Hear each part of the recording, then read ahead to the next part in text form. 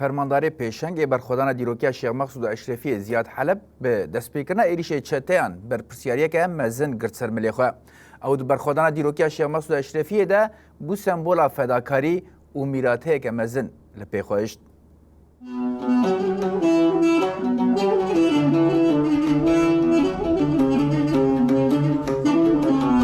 وکی صدام تبلیغ بنیمه شورش رو جواب بو جبر دست پیکا شورش دست پی بوسا آرو جواب تایبت دخونه مداد خیال مدا تایبت وکی کرد وکی گنج کرد وکی زاروگی عفینه هم بکنه بن آخا تایبت گل خواب پارزن پیشنگ برخوردان شیخ مقصود و اشرفی زیاد حلب سال 1988 دناوا مالباته که ولاد پاریز یا عفرینش دایک بویه. هید جوانی خود به حسین ولاد پاریزی و نتوی مزنده به وجبر وان سدمان هر دم دکوه ناوا لیگرینی دا کجبو گل و ولاد خواه خبات و تکوشینی بکه. شهید زیاد سال 2011 به دستپیکرنا شر نافخوی سوریه ره دناوا رفینیه پیگیدش بو پاراستنا ولاد و گل خواه تبلی برخوردان حلبی دبه. دناوبرا سال 2011-2015 ده هم رژیم باعث و هم جی کومن چته ایرشی حلبی کرن. لهمبری وان ایرشان فرماندار زیاد برولکه گرینگ و مزن رابو. فرماندار زیاد حلب نه تنج هلالشگری ده دوار بیردوزی و سیاسی ده جی خواه پیش دخه.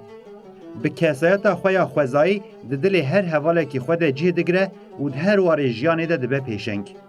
جبر ولاد پارێزی و پێشەنگیە خۆیان تێکۆشینێ دلێ گەلێ ئەشرەفی و شێخ مەسعودێ دە جیهەکی گرانبها دەگرێ. شامسک بووگەم بکەنبن ڕاست تەبلیغê شورشê bin û ڕاست بکەن بە xizmetekî şuraşê bikin. Tabî hedef û armancê me yekemîn ew bû em bikanibin axa xwe gelê xwe parizin, bikanibin serokê xwe azad bikin, bikanibin rastî layıqî va şuraşê rojava bûye şamsek ya jî dêrokekî wisa em nav da ciyan dikin em bikanibin xwedî li vê dêrokê jî. Fermandar Ziyad Heleb beriya bigêje şehadetê van gotinên dîrokê tîne ziman. Em zarokên vê derê ne. Em li vir ji dayîk bûn, mezin bûn û em ê li vir bimînin. Mecbû tu kesî pirsgirêk dernexstiye. Em bi salan e li van taxên xwe bi xelkê herêmê re di nava aramiyê de dijîn. Ger hêzên hemberî me şer îlan bikin û êrişan berdewam bikin, destên me jî negirêdayîne. Em son dixwin ku em ê şer bikin heta nefesa xwe ya dawî. Fermandar Ziyad heta kêliya dawî bi qehremanî li ber xwe da û şer kir. Bi sekna xwe ya fedekar bû sembola berxwedana Şêx Mesûd û Eşrefiyê.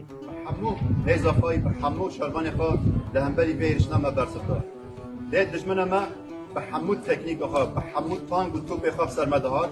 Lê nihal vir jî me wekî biryar çi dibe mirovê, ev biryara me ye heya ev şervan, heya ev heval, ev gel bir be, em ê bir bin. Me nihal vir biryara min nêdayî. Bi rûmeta xwe jiya û bilehengî û berxwedana xwe derbasî dîrokê bû. Ziyad weke fermandarê asayişa Şêx Mesûd li dijî zilim û her cure hovîtiyê rawestiya. Armanca wî ne tenê parastina çeperekî bû. Wî ji kêliya pêşî ve soz da ku ew rûmet hêvî û pêşeroja Kurdan biparêze. Ziyad tevî komekê hevalên xwe dijî çekdarên herî hov yên cîhanê serî rakir. Di kêliyên herî zor û dijwar de çonga xwe danenî û ji bo parastina Kurdan canê xwe bexş kir. Dibe ku êdî ew ne di nava heval û hezkiriyên xwe de be. Lê mîrate û şopên li pey xwe hêşt wê heta hetayê neyên ji bîr kirin. Ew di berxwedana dîrokiya Şêx Mesûd û Eşrefiyê de bû sembola fedekariyê û mîrateyeke mezin li pey xwe hêşt.